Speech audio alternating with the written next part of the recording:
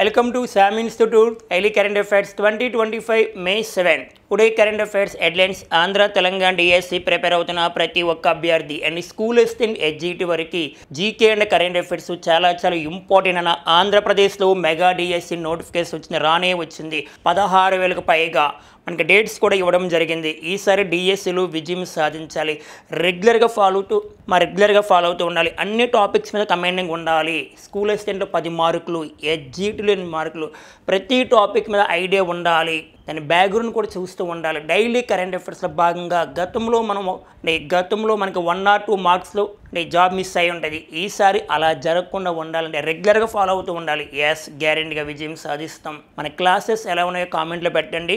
మీకు ఏం కంటెంట్ కావాలో కూడా చెప్పండి. అన్న మంచి కంటెంట్ ఇస్తున్నాం. డైలీ ఫాలో అవుతూ ఉండాలి. మీ ఫ్రెండ్స్ అందరికీ షేర్ చేయండి, లైక్ చేయండి.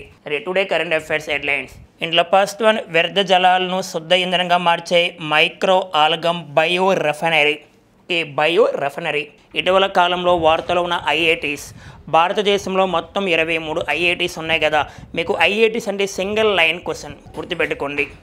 అంటే ఇటీవల కాలంలో వ్యర్థ జలాలను శుద్ధ ఇంధనంగా మార్చే మైక్రో ఆల్గమ్ బయో రెఫైనరీ ఐఐటి వారు తీసుకొచ్చారు, సరిపోతుంది. భారతదేశంలో మొత్తం 23 ఐఐటీస్లో బెస్ట్ ఐఐటిగా ఐఐటి మద్రాస్. ఇటీవల కాలంలో ఐఐటి మద్రాస్ ప్రతిసారి వస్తుంది వార్తల్లోకి. నెక్స్ట్ ఐఐటి హైదరాబాద్ కూడా ఇంపార్టెంట్ మనకి. IIT Hyderabad, next IIT Delhi, next IIT Guwahati, ఇవన్నీ చూస్తూ ఉండండి. భారతదేశంలో తొలి ఐఐటి ఏంటంటే ఇండియా పాస్ట్ ఐఐటి. భారతదేశంలో తొలి ఐఐటిగా ఐఐటి ఖరగ్పూర్ పెట్టుకోండి. ఇండియాలో బెస్ట్ ఐఐటి మద్రాస్. మరి ఐఐటి మద్రాస్ యొక్క ఫస్ట్ బ్రాంచ్ని ఎక్కడ ఏర్పాటు చేస్తామంటే మనకి తాంజానియా దేశంలో, తాంజానియా. అదే ఐఐటి ఢిల్లీ యొక్క ఫస్ట్ బ్రాంచ్ని ఎక్కడ ఏర్పాటు చేస్తాం? యూఏఈ, దుబాయ్లో ఏర్పాటు చేస్తాం. ఇలా ఐఐటీస్ గురించి మనం చూస్తూ ఉండాలి. Okay friends, next one, Rabindranath Tagore జయంతి. మరి ఇటీవల కాలంలో రవీంద్రనాథ్ ఠాగూర్ జయంతి ఏ రోజున జరుపుకుంటారు? రవీంద్రనాథ్ ఠాగూర్ తెలిసిన గీతాంజలి పుస్తకం రాస్తారు అండ్ నోబెల్ అవార్డు పొందిన తొలి భారతీయుడు. మరి రవీంద్రనాథ్ ఠాగూర్కి నోబెల్ అవార్డు ఏ రంగంలో వచ్చింది? సాహిత్య రంగంలో. ఏ ఇయర్లో వచ్చింది? 1913లో వచ్చింది. 1913లో నోబెల్ సాహిత్యం వచ్చిన Rabindranath Tagore. Next one, operation Sindoor. Pahalgam attack, Pahalgam war, Pahalgam ఉగ్రదాడి 2025 ఏప్రిల్ 22 జరిగింది. భారతీయ పర్యాటకుల పైన 26 మందిని చంపేశారు నాన్న ఉగ్రవాదులు. టీఆర్ఎఫ్ అనే ఉగ్రవాద సంస్థ. ఓకే, టీఆర్ఎఫ్ అంటే the resistance front, Jammu and కాశ్మీర్లో అనంతనాగ్ జిల్లా. దీనికి ప్రతీకారంగా భారతీయ సైన్యం ప్రారంభించిన ఆపరేషన్ సింధూర్. ఆపరేషన్ సింధూర్ అంటే ఇంపార్టెన్స్ చూద్దాం. ఆపరేషన్ సింధూర్ ఇంపార్టెన్స్ అని చూద్దాం. ఇటీవల కాలంలో ఆపరేషన్ ఆక్రమణ ఎవరు ప్రారంభించారు? ఆపరేషన్ తిక్కా ఎవరు ప్రారంభించారు? ఇవన్నీ లింక్ చేసుకోవాలి. ఓకే ఫ్రెండ్స్, నెక్స్ట్ వన్, మానవ అభివృద్ధి సూచి 2023. The human development index the human development index 2023 పేరుతో 2025లో రిలీజ్ చేశారు. దీంట్లో ఫస్ట్ ప్లేస్ ఏముంది, చివరి ప్లేస్ ఏముంది? భారతదేశం ఎన్నో ర్యాంకులో ఉంది, గుర్తుపెట్టుకోవాలి. లేటెస్ట్గా ప్రపంచ పత్రికా స్వేచ్ఛా దినోత్సవం. ప్రపంచ పత్రికా స్వేచ్ఛా దినోత్సవం జరుపుకున్నాం మనం, ఓకేనా? అంటే మే 3వ తారీఖున. అయితే ప్రపంచ పత్రికా స్వేచ్ఛలో ఇండియా ర్యాంక్ అని చెప్పుకున్నాం 151. ఫస్ట్ ప్లేస్ నార్వే ఉందని మాట్లాడుకున్నాం, నార్వే. అలాగే ఇటీవల కాలంలో ప్రపంచ సంతోష సూచి వరల్డ్ హ్యాపీనెస్ ఇండెక్స్ 2025 రావడం జరిగింది. దీంట్లో India rank 118. First place Finland. అలాగే ఇటీవల కాలంలో హెన్లీ పాస్పోర్ట్ ఇండెక్స్ 2025లో రావడం జరిగింది. దీంట్లో India place 85. First place Singapore. ఇలా ఇటీవల కాలంలో వార్తలు ఉన్న ఇండెక్స్ మనకి ఇంపార్టెంట్. నెక్స్ట్ వన్, లింగ అసమానత సూచి 2023. లింగ అసమానత సూచి 2023. దాంట్లో ఇండియా ప్లేస్ ఎంత ఉంది? ఫస్ట్ ప్లేస్ ఏముంది చూడాలి. డైలీ కరెంట్ అఫైర్స్లో భాగంగా మనం ప్రతిరోజు క్వశ్చన్ ఇస్తున్నాం. కామెంట్లో పెడుతున్నారు నన్ను. అయితే ఇక్కడ గమనిస్తే అన్నట్టు ప్రశ్న. ప్రస్తుతం ప్రపంచ వాణిజ్య సంస్థ అంటే WTO డైరెక్ట్ జనరల్. ప్రస్తుతం WTO డైరెక్ట్ జనరల్ ఒక ఉమెన్ పనిచేస్తున్నారు. చాలా అద్భుతంగా ఉంటుంది పేరు నాన్న. ఆ పేరు నగోచి ఒకాంజో ఇవేలా. నువ్వు విన్నది కరెక్టే, నగోచి ఒకాంజో ఇవేలా. మరి ఈమె WTOకి 7th ప్రెసిడెంట్ WTOకి 7th ప్రెసిడెంట్ మీన్స్ అంటే ప్రధానంగా డైరెక్ట్ జనరల్. మరి ఏ దేశం అంటే నైజీరియా. మరి WTO అంటే వరల్డ్ ట్రేడ్ ఆర్గనైజేషన్, ప్రపంచ వాణిజ్య సంస్థ అని పిలుస్తాం. మరి ఇది 1995లో ఏర్పాటైంది. దీని ప్రధాన కార్యాలయము జెనీవా. మనకి ప్రధానంగా జెనీవా ప్రధాన కార్యాలయంగా చాలా ఉన్నాయి సంస్థలు నాన్న. ఫస్ట్ వన్ ఐఎల్ఓ అంటే ఇంటర్నేషనల్ లేబర్ ఆర్గనైజేషన్, ఓకేనా. నెక్స్ట్ వన్ WMO అంటే వరల్డ్ మెట్రలాజికల్ ఆర్గనైజేషన్, ఇది కూడా జెనీవా కేంద్రంగా పనిచేస్తుంది. నెక్స్ట్ వన్ WHO అంటే ప్రపంచ ఆరోగ్య సంస్థ, ఇది కూడా జెనీవా కేంద్రంగా పనిచేస్తుంది. ఇది 1948లో ఏర్పాటైంది. ఇది 1950లో ఏర్పాటైంది. ఇది 1919లో ఏర్పాటైంది, ఓకేనా, గుర్తుపెట్టుకోండి. ఓకే ఫ్రెండ్స్, ఈరోజు పాస్ట్ కరెంట్ అఫైర్స్ వ్యర్థ జలాలను శుద్ధ ఇంధనంగా మార్చే మైక్రో ఆల్గమ్ బయో రిఫైనరీ. మరి ఇటీవల కాలంలో ఎవరు ప్రారంభించారు? IIT వారు ప్రారంభించారు. Direct question, single line question. ఎప్పుడైనా IITs కనపడితే మీరు స్టార్టింగ్ లైన్ గుర్తుపెట్టుకోండి. క్వశ్చన్ అడగవచ్చు, ఇటీవల కాలంలో వ్యర్థ జలాలను శుద్ధ ఇంధనంగా మార్చే మైక్రో ఆల్గమ్ బయో రిఫైనరీ ఎవరిని కనుగొన్నారు, లేదా IIT వారు కనుగొన్నారు అంటే IIT గౌహతి సరిపోతుంది.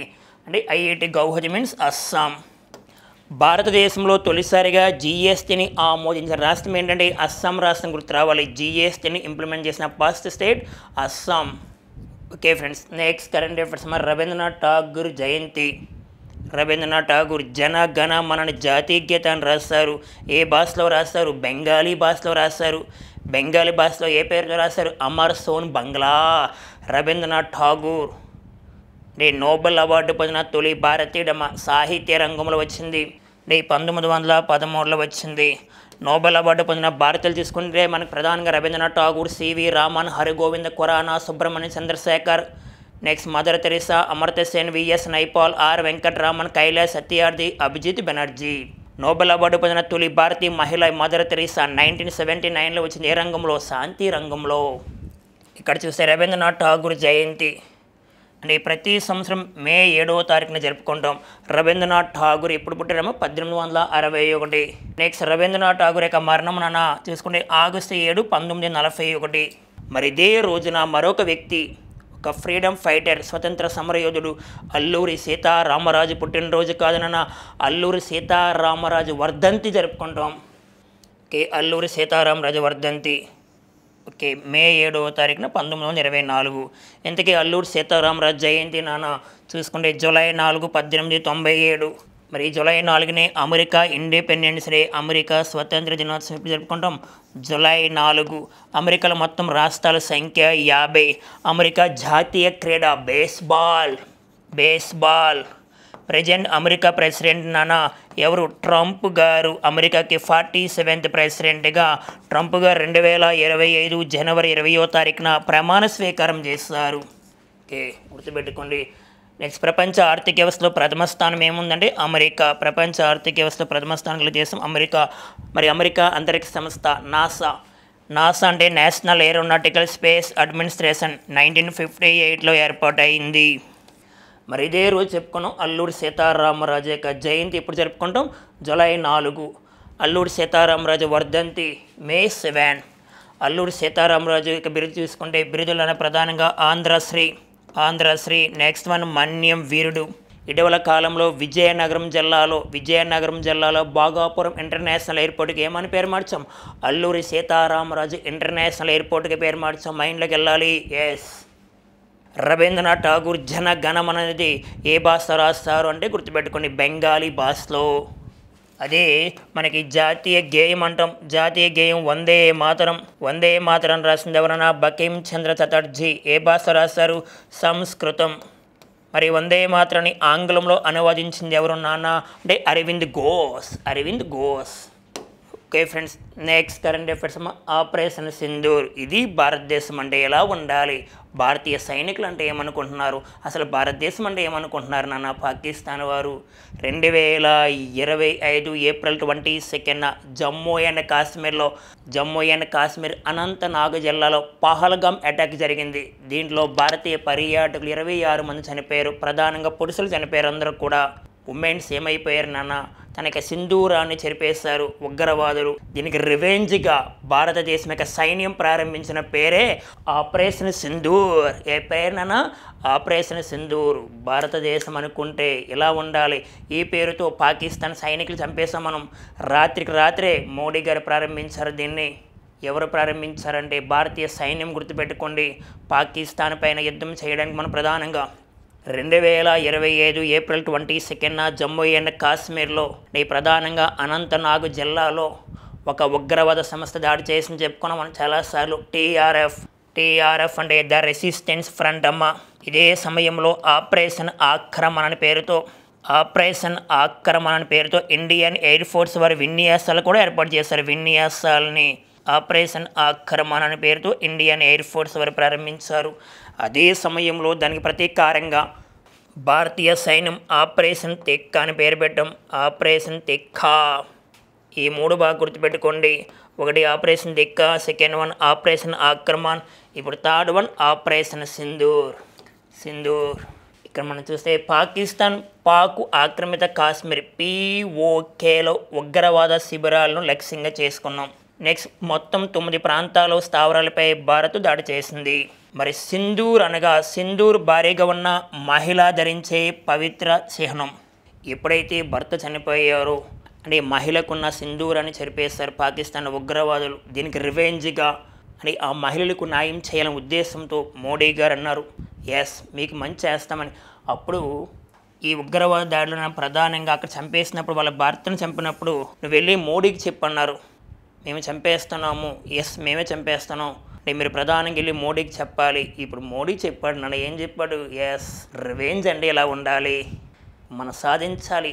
మనకి ఎక్కడైతే అవమానం జరిగిందో దాన్ని రివెంజ్గా మార్చుకొని దాన్ని ప్రతీకారంగా తీర్చుకొని ఉద్యోగం కొట్టాలి. మనం కూడా ఎస్ సాధించాలని కసి మనలో ఉన్నప్పుడు గ్యారెంటీగా సాధిస్తాం.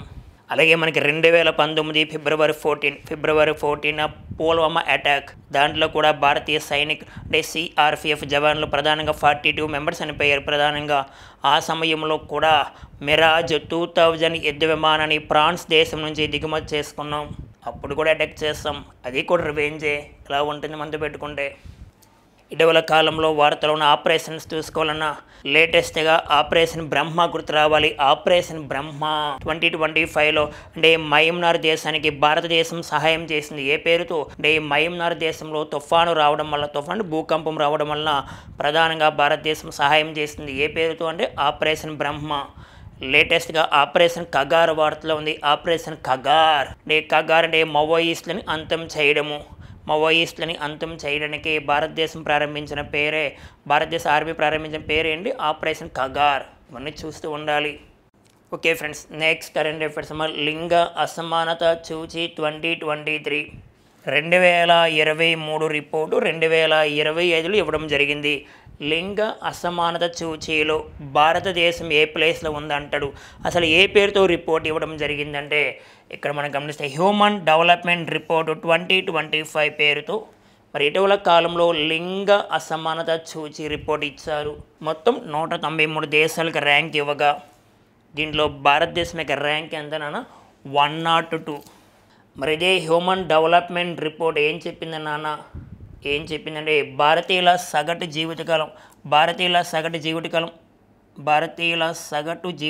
అంటే ఆ జీవితకాలం 72 years అని చెప్పింది. Okay friends, next current affairs Germany chancellor Friedrich merge. Germany chancellor అంటే కొన్ని దేశాల్లో ప్రెసిడెంట్స్కి ఇంపార్టెంట్ ఇస్తాం, కొన్ని దేశాల్లో ప్రధానమంత్రికి ఇంపార్టెన్స్ ఇస్తాం, కొన్ని దేశాల్లో ఛాన్సలర్ అంటాం నాన్న. మరి జర్మనీ ఛాన్సలర్ ఫెడరిక్ మెర్జ్ గతంలో ఓలాఫ్ స్కోల్జ్ ఉండేవారు. ఓలాఫ్ స్కోల్జ్ జర్మనీ రాజధాని Berlin, Germany capital Berlin. COP first summit COP అంటే కాన్ఫరెన్స్ ఆఫ్ పార్టీస్. ఈ కాఫ్ ఫస్ట్ సమిట్ ఎప్పుడు జరిగిందంటే 1995లో జరిగింది. ఎక్కడ జరిగిందంటే బెర్లిన్, అంటే జర్మనీ రాజధాని బెర్లిన్లో జరిగింది. ఈ కాఫ్లో మొత్తం సభ్య దేశాలు 197. కాఫ్ అంటే ఒక పర్యావరణ సదస్సు అని గుర్తుపెట్టుకోవాలి. మరి ఇటీవల కాలంలో కాఫ్ 29 సమిట్ 2024లో ఎక్కడ జరిగింది, బాకులో జరిగింది. బాకు అంటే అజర్బైజాన్ రాజధాని బాకు. నెక్స్ట్ వన్ కాఫ్ 30 సమిట్ 2025లో ఎక్కడ జరగబోతుంది? బేలెం అంటే బ్రెజిల్ దేశంలో జరగవలసి ఉంది. ఇక్కడ మనం గమనిస్తే బుడేస్తాగ్ అంటే జర్మనీ దేశంలో ఉన్న బుడేస్తాగ్లో పార్లమెంటరీ పార్టీలన్నింటినీ సంప్రదించాక ఛాన్సలర్ పదవికి అభ్యర్థిని ప్రకటిస్తారు. అంటే దేశంలో ప్రధానంగా దిగువ సభ అంటే జర్మనీ ఛాన్సలర్ ఎలక్షన్ ప్రధానంగా ఎక్కడ అంటే బుడేస్తాగ్లో గెలుపొందితే ఆయన ఛాన్సలర్గా నియమిస్తారు. నెక్స్ట్ 360 మంది సభ్యులకు గాను తొలి ఓటింగ్లో 310 ఓట్లు వచ్చాయి. ఎవరికి? Frederick merge. నెక్స్ట్ రెండోసారి ఓటింగ్లో 325 ఓట్లు వచ్చాయి ఆయనకి. ఓకేనా? ఒకటే గుర్తుపెట్టుకో, ఇటీవల కాలంలో జర్మనీ ఛాన్సలర్ ఎవరు వచ్చారంటే ఫెడరిక్ మెర్జ్. గతంలో ఎవరున్నారు? సరిపోతుంది, ఓలాఫ్ స్కోల్జ్. జర్మనీ క్యాపిటల్ ఏంటి అంటాడు? బెర్లిన్. చాలా ఇంకెక్కువ ఆలోచించవలసిన అవసరం లేదు మనకి. Okay friends, next current affairs ADB 58వ వార్షిక సమావేశం 2025. మరి ఏడీబీ అంటే ఏషియన్ డెవలప్మెంట్ బ్యాంక్ 58వ వార్షిక సమావేశం 2025లో జరుగుతుంది. ఒక 4 days పాటు. ఎక్కడ జరిగింది గుర్తుపెట్టుకోవాలి. మరి ఇటలీలో, మరి ఏ ప్రాంతం? మిలాన్. 4 days పాటు అంటే మే 4 నుంచి 7 వరకు. మరి ఈ వార్షిక సమావేశంలో భారత ప్రతినిధి బృందానికి నాయకత్వం వహించింది ఎవరంటే కేంద్ర ఆర్థిక శాఖ మంత్రి నిర్మలా సీతారామన్ గారు. నిర్మలా సీతారామన్. మరి ఏడీబీ అంటే ఏషియన్ డెవలప్మెంట్ బ్యాంక్. ఇది 1966లో ఏర్పాటైంది. మరి ప్రెసిడెంట్ ఏషియన్ డెవలప్మెంట్ బ్యాంక్ ప్రెసిడెంట్గా ఎవరు పనిచేస్తున్నారంటే మసాతో కంద పనిచేస్తున్నారు. మసాతో కంద. గతంలో అయితే మసతగు అసకవి ఉండేవారు. మసతగు అసకవ గతంలో. మరి ప్రెసిడెంట్ ఎవరున్నారు గుర్తుపెట్టుకోండి. ప్రస్తుతం ఏడీబీ ఏషియన్ డెవలప్మెంట్ బ్యాంక్ ప్రెసిడెంట్గా పనిచేస్తుంది మసాతో కందా. ఓకేనా? అదే ఎన్డీబీ అంటాం. ఎన్డీబీ అంటే న్యూ డెవలప్మెంట్ బ్యాంక్. ఇది 2015లో ఏర్పాటైంది. ప్రెసిడెంట్ ఎన్డీబీ డైరెక్టర్ జనరల్గా ఎవరు పనిచేస్తున్నారంటే దిల్మార్ రౌసఫ్ పనిచేస్తున్నారు. Okay friends, next current affairs Danish Siddiqui journalism అవార్డులు 2025 చూడాలి. ధన్సి సిద్దికీ జర్నలిజం అవార్డులు 2025 మరి ప్రధానంగా ఎవరికి ఇస్తారంటే మహిళా పాత్రికేయులకు, అంటే ఉమెన్ జర్నలిస్టులకు ఇస్తానని ఈ అవార్డ్స్ ఎవ్రీ ఇయర్ ఇవ్వడం జరుగుతుంది. ఈసారి 5 మెంబర్స్కి ఇచ్చారు. 5 మెంబర్స్కి ఇవ్వడం జరిగింది. ఈ అవార్డు పేరే ధన్సి సిద్దికీ. ప్రధానంగా ధన్సి సిద్దికీ అవార్డులు ఎవరికి ఇస్తారంటే జర్నలిస్టులకి. ఎవరికి అంటే ఉమెన్స్కి. సింపుల్గా చెప్పండి, మహిళా పాత్రికేయులకి ఇస్తారు నాన్న. ఈ 5 మెంబర్స్లో ఫస్ట్ వన్ చూస్తే మేఘనా బాలి దేనిపైన ఫోటో తీస్తుంది నాన్న అంటే ఫోటో తీయడం జరిగింది. అంటే దేనిపైన జర్నలిజం చేయడం జరిగింది ప్రధానంగా అంటే వీసా మోసాలపై కథనం. నెక్స్ట్ వన్ సర్వప్రియ సంగ్వాన్, మరి బడుగు వర్గాలపైన కథనాలు రాయడం జరిగింది ఏమే. నెక్స్ట్ వన్ సౌమ్య ఖండేల్వార్ మహారాష్ట్ర మహిళా కార్మికుల దోపిడీ యొక్క కథనాన్ని రాయడం జరిగింది. నెక్స్ట్ వన్ గ్రీష్మ కటార్ మణిపూర్ హింసపైన కథనం రాసింది. Next one Vaishnavi Rathod great Nicobar అభివృద్ధి పర్యావరణ ప్రభావం ఎలా ఉందో కథనం రాసింది. ఎవరంటే వైష్ణవి రాథోడ్. 2025లో 5 మెంబర్స్కి ఇచ్చారు, గుర్తుపెట్టుకొని. ఫస్ట్ వన్ మేఘనా Bali, second one Sarvapriya Sangwan, third one Saumya Khandelwal, fourth one Grishma Katar, fifth one Vaishnavi Rathod. ఓకేనా? మహిళా పాత్రికేయులకు, సింపుల్గా మహిళా జర్నలిస్ట్ అని గుర్తుపెట్టుకోండి. Okay friends, next current affairs క్రీడా రంగానికి సంబంధించి గ్యారెంటీగా ప్రశ్న వస్తాం మనకి. లేటెస్ట్గా ఖేలో ఇండియా యూత్ గేమ్స్ వార్తలోనే ఖేలో ఇండియా యూత్ గేమ్స్ మరి ఎక్కడ స్టార్ట్ అయ్యాయి? బీహార్. దీనికి లోగో చూసుకుంటే గజసింహ అంటే ప్రధానంగా మస్కట్. మరి Khelo India youth games 2025 Bihar. మరి 2025 మే 4th నుండి మే 15 వరకు జరుగుతాయి. మరి షెడ్యూల్ చూసుకుంటే 4th మా 4 నుంచి 15 వరకు 2025. మరి దీన్ని ఇనాగ్రేట్ చేసినారంటే మోడీ గారు, పిఎం మోడీ గారు. నెక్స్ట్ వన్ వెన్యూ ఎక్కడంటే పాట్నా, రాజ్గర్, నెక్స్ట్ గయా ప్రధాన ప్రాంతాలు చాలా ఉన్నాను. ప్రధానంగా ఎక్కడంటే బీహార్ స్టేట్లోని గుర్తుపెట్టుకోండి.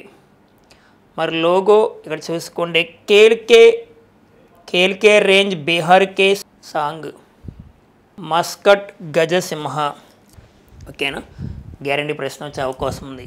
Okay friends, next current affairs. ఇటీవల కాలంలో శిలాశాసనాలు కానీ ఇటీవల కాలంలో కొత్త మొక్క జాతులు కానీ ఏమైనా ఉంటే గుర్తుపెట్టుకోవాలి. మరి లేటెస్ట్గా తెలంగాణ రాష్ట్రంలో సిద్దిపేట జిల్లా జగదేవ్పూర్లో ప్రాచీన ఇనుప పరిశ్రమ లభ్యమైంది. దాంట్లో ప్రధానంగా ఇనుప చిట్టెం రాళ్ళు, నెక్స్ట్ మనం మమ్మాయి దేవత, నెక్స్ట్ వీరభద్రుడు యొక్క విగ్రహాలు ప్రధానంగా మనకి లభ్యమయ్యాయి. ఎక్కడ అంటే తెలంగాణలో సిద్దిపేట జిల్లా. నెక్స్ట్ ఆధారాలుగా నిలుస్తున్న ఇనుప చిట్టెపు రాళ్ళు, పక్కనే ఆలయంలో మమ్మాయి దేవత విగ్రహము. నెక్స్ట్ కొత్త తెలంగాణ చరిత్ర బృందం పరిశోధనలో వెల్లడి ఇటీవల కాలంలో. ఓకేనా, అంటే ఇటీవల కాలంలో గుర్తించిన శిలాశాసనాలు ఇవన్నీ గుర్తుపెట్టుకుని ప్లస్ అవుతుంది మనకి. Okay friends, next current affairs index. మరి లేటెస్ట్గా హ్యూమన్ డెవలప్మెంట్ ఇండెక్స్ వార్తలో ఉంది. అంటే మానవ అభివృద్ధి సూచి, దాని ఇంగ్లీష్లో HDI అంటాం. HDI అంటే హ్యూమన్ డెవలప్మెంట్ ఇండెక్స్.